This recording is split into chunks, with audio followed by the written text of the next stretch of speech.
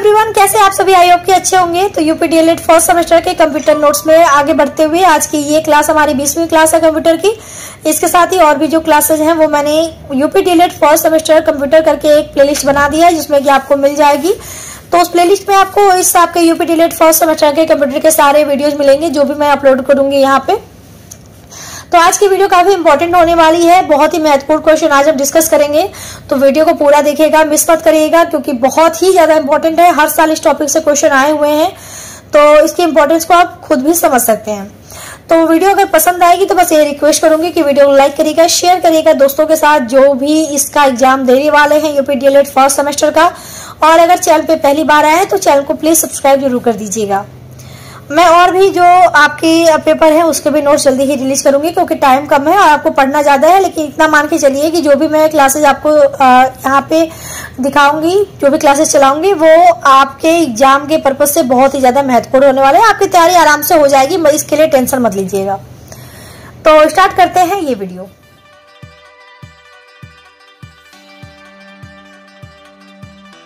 तो बात करते हैं आज के हम प्रश्न की। तो हमारा आज का प्रश्न है मल्टीमीडिया किसे कहते हैं, उदाहरण से समझाइए। और ये प्रश्न 2023 में पूछा है, अथवा यहाँ पे है कि मल्टीमीडिया क्या है। और ये प्रश्न 2017, 2018, 2019, 2022 में पूछा है। अथवा करके मैंने प्रश्न रखा है कि मल्टीमीडिया सिस्टम के लिए आवश्यक हार्डवेयर बताइए। और ये प्रश्न 2019 में पूछा है।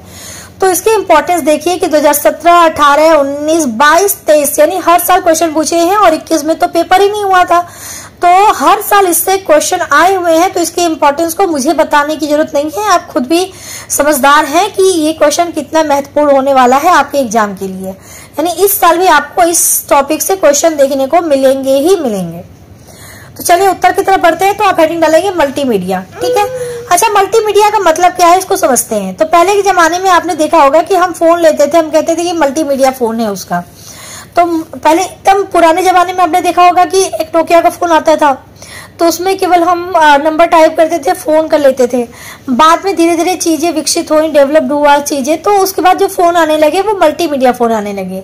तो मल्टीमीडिया फोन में क्या होता था कि उसमें आप देखते थे तो इमेज के लिए अलग एक ऐप होता था, फिर वीडियो के लिए अलग ऐप होता था, ऑडियो के लिए अलग ऐप होता था। यानी गाना सुनने के लिए हम एक म्यूजिक प्लेयर देखते थे, वीडियो चलाने के लिए वीडियो प्लेयर होता था, टेक्स्ट के लिए मैसेज होते थे, मैसेज एक जो है ऐप होता था। तो अलग अलग जो है ऐप हमको देखने को मिलते थे, मतलब एक ही फोन में हमको काफी सारी चीजें देखने को मिल जाती थी। तो वो हम कहते थे कि ये मल्टीमीडिया फोन है। तो उसी से आप समझ सकते हैं कि मल्टीमीडिया का मतलब क्या होगा। मल्टी मतलब मल्टी, इसको हम तोड़े तो क्या है मल्टी, और ये क्या है मीडिया। तो मल्टी और मीडिया दो शब्दों से ये मिलके बना है। तो जैसा कि नाम से पता चलता है कि मल्टीमीडिया में दो शब्दों से मिलकर बना हुआ है, पहला है मल्टी, दूसरा है मीडिया। इसमें मल्टी का मतलब होता है बहुत सारे और मीडिया का मतलब होता है माध्यम या संचार, यानी बहुत सारे संचार, यानी हम बहुत सारे माध्यम कि हम इसमें बहुत सारी चीजें कर पा रहे हैं। तो मल्टीमीडिया का मतलब ये होता है कि हम एक ही जगह पे क्या कर पा रहे हैं, बहुत सारे माध्यम जो है यूज कर पा रहे हैं। तो अतः मल्टीमीडिया एक प्रकार का माध्यम है जिसकी मदद से हम डाटा और इन्फॉर्मेशन को एक जगह से दूसरी जगह ट्रांसफर कर सकते हैं, ठीक है। मल्टीमीडिया बहुत सारे, ठीक है, मल्टीमीडिया बहुत सारे मीडिया से मिलकर बना हुआ होता है जैसे text, audio, video, image, graphics और एनिमेशन। यानी मल्टीमीडिया क्या है, बहुत सारी जो है मीडिया से मिलकर बना होता है, बहुत सारे माध्यमों से मिलकर मल्टीमीडिया बना है जिसके अंतर्गत आप देखिए टेक्स्ट है, ऑडियो है, वीडियो है, इमेजेस है, ग्राफिक्स है, एनिमेशन है। तो आप वही मल्टीमीडिया वाला फोन मान के चलो जो पहले समय में आती थी, वो सबसे अच्छा एग्जाम्पल है। साथ ही अभी देखो जो आप फोन कर रहे हो वो भी क्या है, मल्टीमीडिया फोन है, क्योंकि उसमें आप देखो आपके मोबाइल में क्या क्या चीजें हैं। तो मोबाइल में आपके इमेज है, इमेज के लिए गैलरी ऑप्शन है, वीडियो प्लेयर है, म्यूजिक प्लेयर है, गेम्स हैं, ठीक है, ग्राफिक्स के लिए अलग है, सब चीज के लिए आप देखें तो अलग अलग जो है ऐप आपके फोन में मिलते हैं जो कि क्या करते हैं, एक ही फोन में आपको हर मतलब अलग अलग जो है मीडिया जो है आपको देखने को मिल जाता है, अलग अलग माध्यम आपको देखने को मिल जाते हैं। किसके लिए, अब आप बात यहाँ पे बात आती है कि किसके लिए, अपने डाटा और इंफॉर्मेशन को एक जगह से दूसरी जगह ट्रांसफर करने के लिए। है ना। मल्टीमीडिया के माध्यम से आप क्या कर पाते हैं, मुझे मल्टीमीडिया फोन होने का क्या पर्पज है। जैसे अभी तक हमने तो ये मल्टीमीडिया का शब्द समझा ना, अर्थ समझा इसका कि मल्टीमीडिया का क्या अर्थ है, इसके शब्द को हमने समझा। मल्टी और मीडिया मिला के मल्टीमीडिया बना, तो हमने इसके शाब्दिक अर्थ को समझा कि मल्टीमीडिया क्या है, बहुत सारे मीडिया से मिलकर बना है। जैसे हमने ये सारे मीडिया यहाँ पे बताई ना आपको, audio, video, graphics, animation, games, ठीक है, ये सारी चीजें। तो ये इन बहुत सारे मीडिया से मिलकर बना है, इसलिए हम कहते हैं कि मल्टीमीडिया। लेकिन मल्टीमीडिया का मतलब पर्पज क्या है, उद्देश्य क्या है, हम क्यों यूज करते हैं। तो मल्टीमीडिया कहीं ना कहीं एक माध्यम है, एक जरिया है, जिसकी मदद से हम क्या करते हैं, अपने डाटा और इंफॉर्मेशन को एक जगह से दूसरी जगह ट्रांसफर कर सकते हैं। अगर हम बात करें पहले के फोन जो नोकिया के जब आते थे, जिसपे केवल नंबर टाइप करके हम बात कर पाते थे, तो ये बताइए उस फोन से बाद में जब एक फोन आया जिसमें कि बहुत सारे मल्टीमीडिया के ऑप्शन आ गए, तो उससे अंतर क्या आया कि हम अपने उसके वजह से, यानी मल्टीमीडिया फोन हम अगर यूज कर रहे हैं तो उसकी वजह से हम अपने डाटा और इंफॉर्मेशन को एक जगह से दूसरी जगह ट्रांसफर कर सकते हैं। यानी आप अपने फोन का यूज क्यों करते हैं, फोन का यूज हम इसलिए करते हैं ना, जैसे अगर हमारा दोस्त दूर बैठा है, हम अपने दोस्त को व्हाट्सएप के थ्रू कोई भी वीडियो भेज सकते हैं, गैलरी के थ्रू, गैलरी में जाके कोई इमेज सेलेक्ट करके उसको इमेज भी सेंड कर सकते हैं। तो अपने डाटा को और अपने इंफॉर्मेशन को हम क्या कर रहे हैं, एक जगह से दूसरी जगह ट्रांसफर कर रहे हैं। तो मल्टीमीडिया एक तरह का माध्यम है जिसकी वजह से हम अपने डाटा को, इंफॉर्मेशन को एक जगह से दूसरी जगह ट्रांसफर कर सकते हैं। तो आई होप कि आपको मल्टीमीडिया का मतलब समझ में आ गया होगा, इसका शाब्दिक अर्थ भी समझ में आ गया होगा कि शाब्दिक अर्थ में मल्टीमीडिया का तात्पर्य क्या है और मल्टीमीडिया क्या है, मल्टीमीडिया का तात्पर्य क्या है। तो इसका तात्पर्य यही है कि एक माध्यम है जिसकी वजह से हम अपने डाटा को, अपने इंफॉर्मेशन को जो है ट्रांसफर कर पाते हैं एक जगह से दूसरी जगह पर। अब आपको यहां तक चीजें क्लियर हो गई होंगी, तो चलिए आगे बढ़ते हैं। अब हम बात करते हैं इसके एग्जाम्पल की। तो इसका एग्जाम्पल मान लेते हैं कि एक वेबसाइट मल्टीमीडिया का सबसे बेहतर उदाहरण है, जिसमें कि ऑडियो, वीडियो, टेक्स्ट, इमेज आदि सभी मौजूद होती हैं।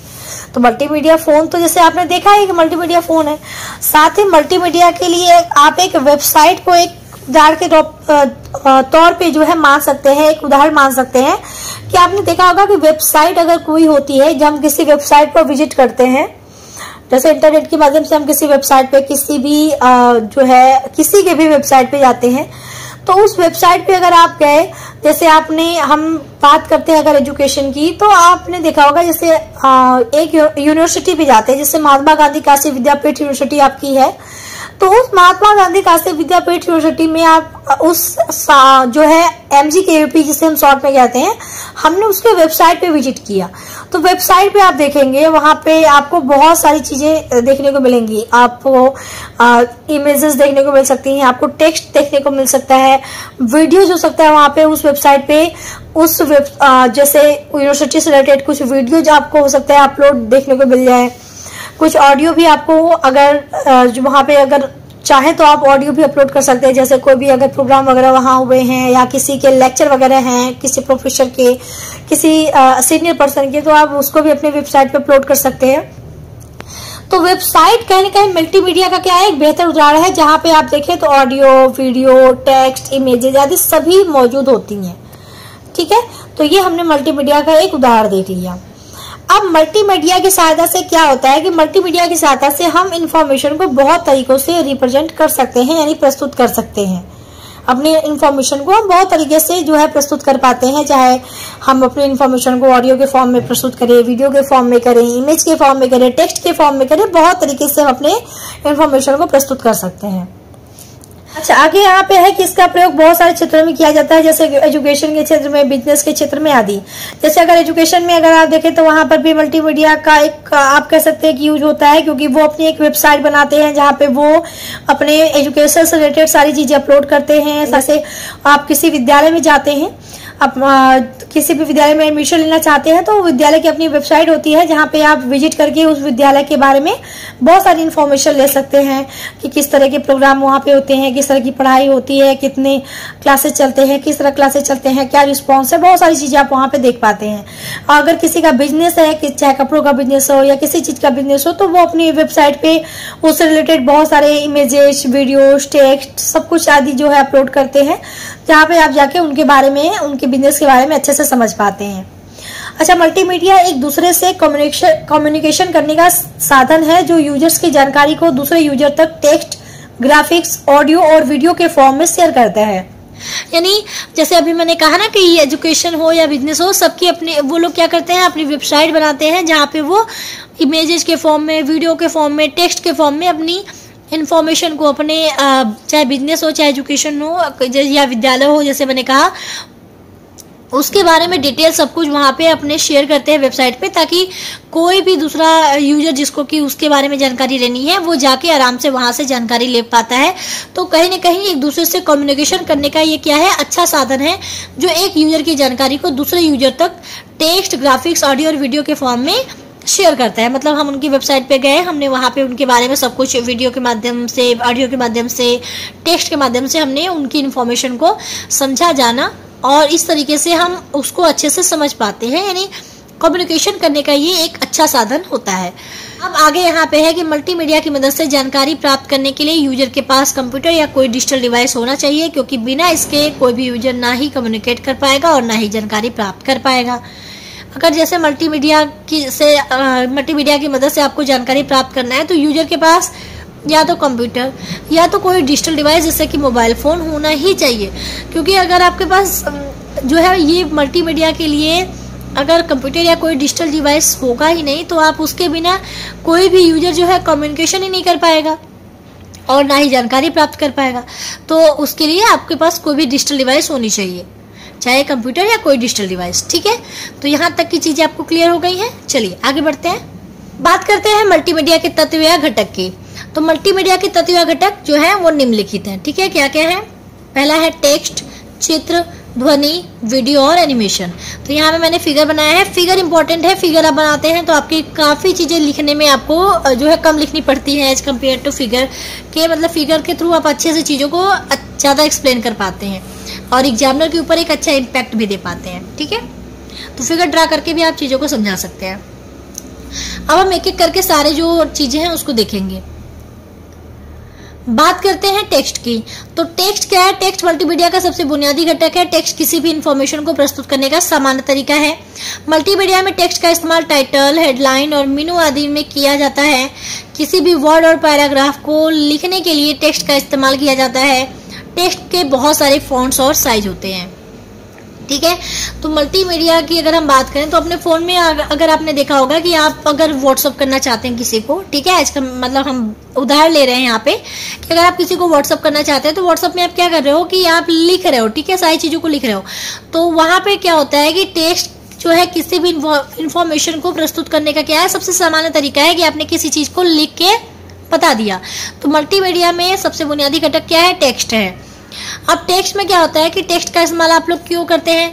तो आपने देखा होगा कि अगर हम किसी वेबसाइट पे जाते हैं तो वेबसाइट पे वो लोग क्या करते हैं, किसी भी प्रोडक्ट के बारे में डिटेल में सब कुछ बताते हैं। तो उसमें अगर आप देखेंगे ध्यान से तो कोई भी जो मेन प्रोडक्ट होता है उसका जो है नाम वगैरह आपने देखा होगा कि या तो बड़ा होता है, उसका फॉन्ट साइज अलग होता है, हो सकता है कि वो आपको जो है मतलब ब्रॉड में दिखे, साथ ही कलरफुल दिखे, हेडलाइन उसकी अच्छी हो और टाइटल अच्छे हो, टाइटल बड़ा हो, इस तरह से साइज वगैरह भी देखने को मिल जाता है, चेंजेस, फिर टाइटल को अच्छे से एक्सप्लेन किया जाता है। तो टेक्स्ट का इस्तेमाल क्यों करते हैं? टाइटल के लिए, हेडलाइन और मेनू आदि के लिए हम टेक्स्ट का इस्तेमाल करते हैं। साथ ही किसी भी वर्ड और पैराग्राफ को लिखने के लिए जो टेक्स्ट का इस्तेमाल है वो भी किया जाता है। अब जैसे प्रोडक्ट के बारे में उन्होंने पूरा लिखा है तो वर्ड हो या पैराग्राफ हो उसको लिखने में भी हमने टेक्स्ट का इस्तेमाल करा। और टेक्स्ट में अगर आप देखें तो टेक्स्ट में बहुत सारे फॉन्ट्स और साइज जो है होते हैं, यानी हम देखें तो अलग अलग फॉन्ट्स यूज करते हैं ना, फॉन्ट्स की स्टाइल हम यूज करते हैं, उसकी साइज अलग अलग होती है। तो टेक्स्ट में बहुत सारे फॉन्ट्स और साइज होते हैं। तो ये हमारा पहला मल्टीमीडिया घटक था। दूसरा क्या है? पिक्चर्स एवं ग्राफिक्स। तो पिक्चर और ग्राफिक्स क्या है कि पिक्चर और ग्राफिक्स भी मल्टीमीडिया का सबसे महत्वपूर्ण अंग होता है। इनका इस्तेमाल किसी भी टॉपिक को अच्छे तरीके से समझने के लिए किया जाता है। कंप्यूटर में इसे डिजिटल डाटा के रूप में स्टोर किया जाता है। इसे स्टोर करने के कुछ प्रचलित सॉफ्टवेयर हैं। अब जैसे कहा गया है कि जो पिक्चर्स होते हैं या ग्राफिक्स होते हैं उसका इस्तेमाल क्या है, तो अगर हमें किसी चीज के बारे में अच्छे से समझना है तो केवल चीजें लिखी होती हैं तो हम उससे पढ़ के समझते जरूर हैं, लेकिन अगर आपको किसी चीज को और अच्छे से समझाना है तो आप उसके लिए पिक्चर और ग्राफिक्स का यूज करते हैं। जैसे एग्जांपल के तौर पे अगर हम ये कहें कि अगर हम किसी वेबसाइट पे गए, ठीक है, किसी भी विद्यालय की वेबसाइट पे गए, हमने उस चीज को अच्छे से समझा जाना, या हम किसी बिजनेस की वेबसाइट पे गए, हमने किसी प्रोडक्ट को जो है खरीदना चाहा और उसके बारे में हमने समझना चाहा, तो हम उसके बारे में लिख के हर एक चीज तो नहीं समझ पाते। तो हम सबसे पहले हम पढ़ते जरूर हैं कि हाँ ये क्या है, कैसे काम करता है, कितना अच्छा है, लेकिन हम साथ ही उसके इमेजेस को देखते हैं ताकि हम उसको अच्छे तरीके से समझ पाए कि हाँ ये वाकई में दिखने में कैसा लगता है, क्या वाकई में अच्छा है या नहीं है। तो किसी भी टॉपिक को अच्छे तरीके से समझने के लिए भी हम पिक्चर और ग्राफिक्स का इस्तेमाल करते हैं। कंप्यूटर में डिजिटल डाटा के रूप में इसे जो है स्टोर किया जाता है। कंप्यूटर में ऐसा नहीं कि आप इमेज को कॉपी के फॉर्म में जो है किसी पेपर पे आपने इमेज बनाया उसको जो है वहाँ पे आप दिखा रहे हैं एप्लीकेशन में, तो वो जो डाटा है वो डिजिटल डाटा के रूप में स्टोर है ना, तो कंप्यूटर में से डिजिटल डाटा के रूप में जो है स्टोर किया जाता है। इसे स्टोर करने के लिए कुछ प्रचलित सॉफ्टवेयर है कि इन सॉफ्टवेयर की मदद से आप अपने डाटा को, अपने जो पिक्चर्स और ग्राफिक्स है उस डाटा को आप डिजिटल फॉर्म में स्टोर कर सकते हैं। तो ये तो दूसरा हो गया। तीसरा हमारा क्या है, ऑडियो है तीसरा। तो मल्टीमीडिया में ऑडियो भी एक अभिन्न अंग है। किसी भी प्रकार की आवाज, चाहे वो बातचीत हो या कोई म्यूजिक हो, सभी ऑडियो के अंतर्गत आते हैं। ऑडियो मल्टीमीडिया को अधिक आकर्षक और यादगार बना सकता है। ऑडियो का उपयोग कहानियां बताने, जानकारी प्रदान करने आदि के लिए किया जाता है। यानी अगर हम बात करें कि ऑडियो की, तो जैसे मल्टीमीडिया फोन में ऑडियो होता है ना, ऑडियो प्लेयर, तो हम ऑडियो प्लेयर की मदद से क्या करते हैं, हम गाने वगैरह सुनते हैं। तो हम क्या होता है कि मल्टीमीडिया में जो ऑडियो है वो और अधिक मल्टीमीडिया को और अधिक आकर्षक बना देता है, यादगार बना सकता है। उसकी वजह से हम गाने सुन सकते हैं, कहानियाँ जो है सुन सकते हैं, जान सकते हैं, किसी चीज़ के बारे में जानकारी प्रदान कर सकते हैं, तो जो है प्राप्त कर सकते हैं, सॉरी। तो अगर हम इसे बात करते हैं कि किसी वेबसाइट पे जल्दी मान लेते हैं, हम उदाहरण यहाँ पे वेबसाइट का लेके चल रहे हैं ताकि एक ही चीज उससे आपको सारी चीजें क्लियर हो जाए। जैसे अगर किसी वेबसाइट में किसी चीज के बारे में, कोई भी प्रोडक्ट है या कोई भी चीज इंफॉर्मेशन है उसके बारे में अगर एक ऑडियो भी होती है तो वो उसको सुन के समझ के हमको और भी ज़्यादा उस चीज़ के बारे में समझ आता है। तो आप ऑडियो का प्रयोग जो है कहानियाँ बताने के लिए कर सकते हैं, जानकारी प्रदान करने के लिए कर सकते हैं, और ऑडियो जो है वो मल्टीमीडिया को बहुत ही अधिक आकर्षक बना देता है। तो ये भी क्या है, एक महत्वपूर्ण अंग है। हम ऑडियो की मदद से क्या करते हैं, हम ऑडियो की मदद से म्यूजिक सुनते हैं, कोई भी कहानी सुन सकते हैं, ठीक है। और साथ ही किसी को हमको कोई जानकारी भी भेजनी है तो हम मल्टीमीडिया फ़ोन में अगर हमको कोई, जैसे किसी को कुछ बताना है तो हम क्या करते हैं, हम अपनी आवाज़ रिकॉर्ड करते हैं, रिकॉर्ड करके ऑडियो के फॉर्म में वो जानकारी हम किसी को दे सकते हैं। इसीलिए देखा होगा आपने, व्हाट्सअप आप करते हो तो उसमें आपको ऑडियो का भी ऑप्शन देता है ना, ताकि आप क्या कर सकते हो, वहाँ पे अपनी आवाज़ को रिकॉर्ड करके दूसरे को भेजते हो। तो ऑडियो भी क्या है, मल्टीमीडिया का एक अभिन्न अंग है। अगला हमारा है वीडियो। तो मल्टीमीडिया में वीडियो को सबसे ज़्यादा लोकप्रिय माना जाता है क्योंकि वीडियो में आवाज़ और चित्र होने के कारण यूजर जानकारी को अच्छे से सीख पाता है। यानी अगर हमको बात करें कि हमें सबसे अच्छी जानकारी कहाँ से मिल पाएगी, तो वीडियो से मिल पाएगी। देखिए, क्योंकि ऑडियो से हम अच्छी जानकारी ले तो पाते हैं, इमेज से भी ले पाते हैं, लेकिन जब इमेज और ऑडियो को जोड़ दिया जाए तो वो वीडियो बन जाता है। तो जब दोनों चीज़ें हमको एक ही जगह मिल रही है तो वीडियो से, तो हम कह सकते हैं कि वीडियो से जानकारी को हम और अच्छे तरीके से समझ पाते हैं। तो ये भी क्या है, वीडियो भी मल्टीमीडिया में सबसे महत्वपूर्ण लोकप्रिय माना जाता है क्योंकि वीडियो में आवाज़ और चित्र दोनों होता है, जिसकी वजह से यूजर बहुत अच्छे से किसी भी जानकारी को अच्छे से सीख पाता है। तो इसीलिए आप देखें तो किसी वेबसाइट में लोग वीडियो अपलोड करते हैं कि हमारे यहाँ क्या क्या सुविधाएं हैं, क्या क्या हमारे यहाँ किस तरीके से काम होता है, ताकि लोग उस चीज़ को देख के और अच्छे से उनसे प्रभावित हों और उनकी सुविधाओं को लें। तो ये लोग कोशिश यही करते हैं वेबसाइट बनाने के बाद। यहाँ पे मैं वेबसाइट का एग्जांपल ले रही हूँ, ठीक है। इसका एग्जांपल आप नॉर्मली भी देखो तो आप वीडियो जो है मल्टीमीडिया फ़ोन में वीडियो होता है तो वीडियो में हम बहुत अच्छे से चीज़ों को देखते भी हैं और उसकी आवाज़ भी आती है, तो हम अच्छे से उस चीज़ को समझ पाते हैं। अब यहाँ पे है पांचवा, अच्छा, वीडियो के लिए एक और एग्जांपल, जैसे अगर आपने देखा होगा कि किसी को कोई टॉपिक समझाना है ना, अपने दोस्त को भी आपको कोई टॉपिक समझाना है, कोई जैसे पढ़ने से रिलेटेड कोई टॉपिक समझाना है, तो आप केवल उस दोस्त को एक ऑडियो भेजो इस टॉपिक के बारे में। जैसे मान लीजिए कि आपको वो ये बताना है कि हार्ट का स्ट्रक्चर क्या है और मतलब हार्ट कैसे काम करता है, तो आपने केवल अपने दोस्त को बोल के समझा दिया, ठीक है, बोल के आपने अपने दोस्त को समझा दिया। मल्टीमीडिया फ़ोन तो आप यूज कर रहे हो, व्हाट्सअप यूज करते हो, जहाँ पे आपने उसको बोल के अपने दोस्त को समझाया, दोस्त एक हद तक समझेगा, ठीक है। फिर आपने उसकी इमेज को भेजा, इमेज में सब कुछ ड्रॉ कर दिया कि देखो ये चीज़ ऐसे है, ये ऐसे जाता है, प्रोसेस पूरा लिख के समझा दिया, तो वो उससे भी काफ़ी हद तक समझ जाएगा। लेकिन सबसे अच्छा क्या होगा, आप अपने दोस्त को एक वीडियो बनाओ पूरा, जिसमें कि आप बोल भी रहे हो और इमेजेस भी साथ में है। तो वो जब आप अपने दोस्त को भेजोगे कि हार्ट इस तरह से काम करता है, आपका दिल इस तरह से काम करता है, तो वो सबसे अच्छे से, आप खुद बताओ कि सबसे अच्छे से आपके दोस्त को किस माध्यम से समझ में आएगा, ऑडियो के फॉर्म में, इमेजेस के फॉर्म में, या वीडियो के फॉर्म में। आप खुद एक आइडिया लगा लो, आप कहोगे वीडियो के फॉर्म में ज़्यादा अच्छे से समझ आएगा। तो इसीलिए वीडियो क्या है कि सबसे ज़्यादा लोकप्रिय माना जाता है, क्योंकि इसमें जो है आवाज़ और चित्र दोनों होता है, जिसकी वजह से यूजर जानकारी को अच्छे से सीख पाता है। ठीक है ना, यहाँ तक क्लियर हो गया आपको।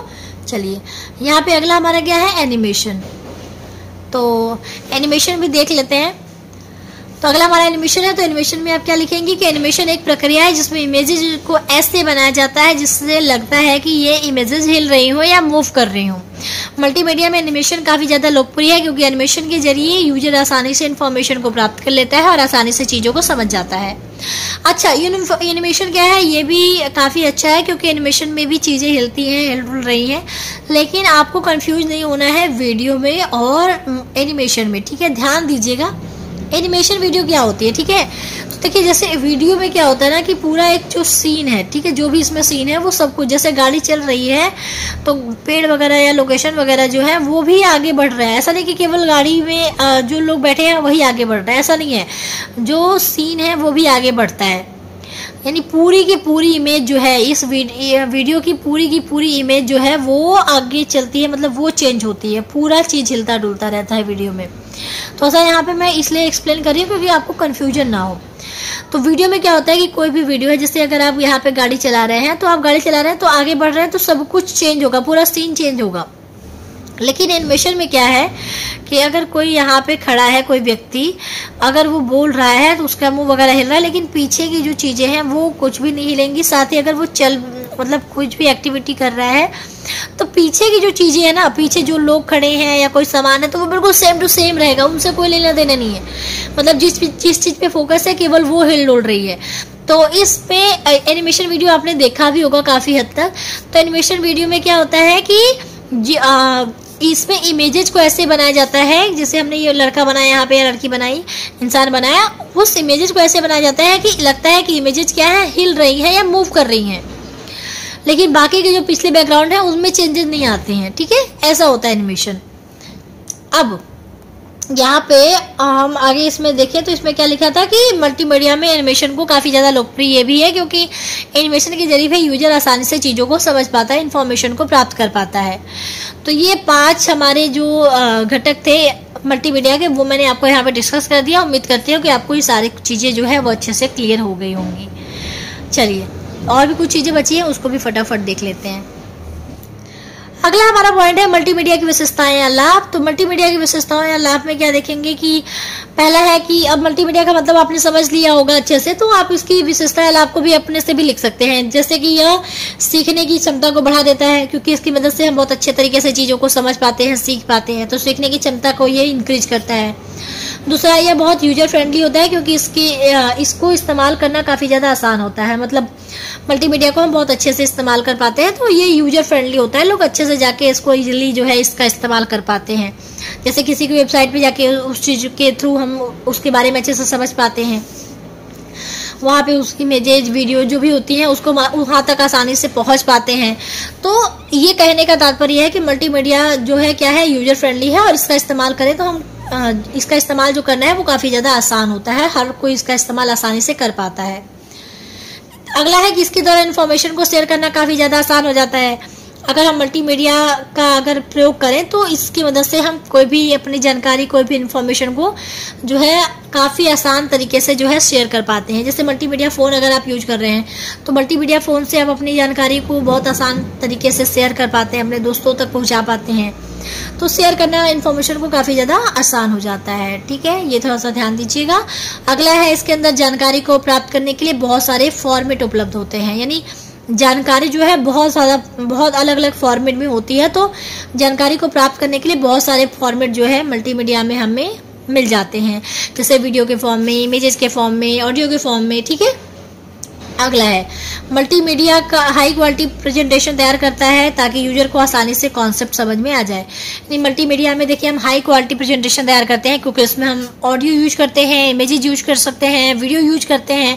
तो एक हाई क्वालिटी प्रेजेंटेशन हम तैयार कर पाते हैं ताकि जो भी यूजर हैं, ठीक है, जो भी यूजर हैं वहां तक हम अपनी इंफॉर्मेशन को आसानी से जो है पहुंचा पाए और यूजर जो है आसानी से हमारे कॉन्सेप्ट को समझ पाए।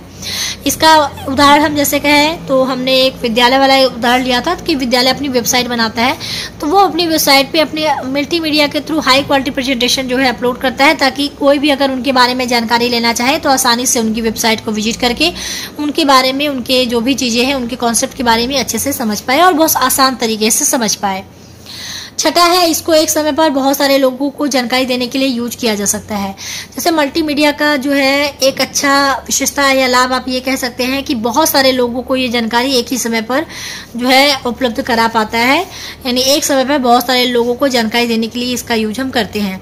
जैसे अब मल्टीमीडिया के थ्रू जैसे हमने कहा कि विद्यालय अपनी वेबसाइट बनाता है, तो ऐसा नहीं ना कि हम किसी विद्यालय में एडमिशन लेना चाहते हैं तो हमने उस विद्यालय की वेबसाइट को विजिट करा तो बाकी कोई भी अगर चाहे तो उस विद्यालय की वेबसाइट पे नहीं जा सकता, ऐसा नहीं है। मैं भी जा सकती हूँ, 10 लाख लोग और भी उसके वेबसाइट पे जा सकते हैं, 1000 लोग और भी उसके वेबसाइट पे जा सकते हैं देखने के लिए कि वो कैसा विद्यालय है, जिस विद्यालय में हम एडमिशन लेना चाहते हैं। तो उसकी वेबसाइट को विजिट करके तो हमें पता चलता है।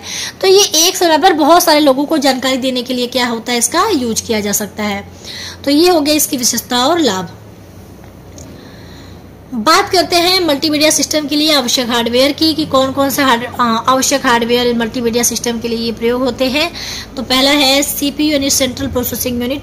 तो मल्टीमीडिया कार्य को कुशलतापूर्वक संभालने के लिए एक शक्तिशाली सीपीयू महत्वपूर्ण होता है। ठीक है, तो एक पावरफुल सीपीयू होना चाहिए। जो भी मल्टीमीडिया कार्य आप कर रहे हैं तो उसके लिए जो है शक्तिशाली सीपीयू होना ही चाहिए।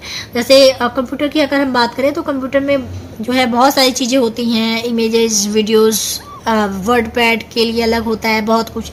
तो मल्टीमीडिया उसमें यूज हो रहा है, तो मल्टीमीडिया कार्य को अच्छे तरीके से संभाल पाए, उसका संचालन अच्छे तरीके से हो पाए, तो इसको संभालने की जिम्मेदारी किसकी है? सीपीयू की। तो सीपीयू क्या है? बहुत ही महत्वपूर्ण है।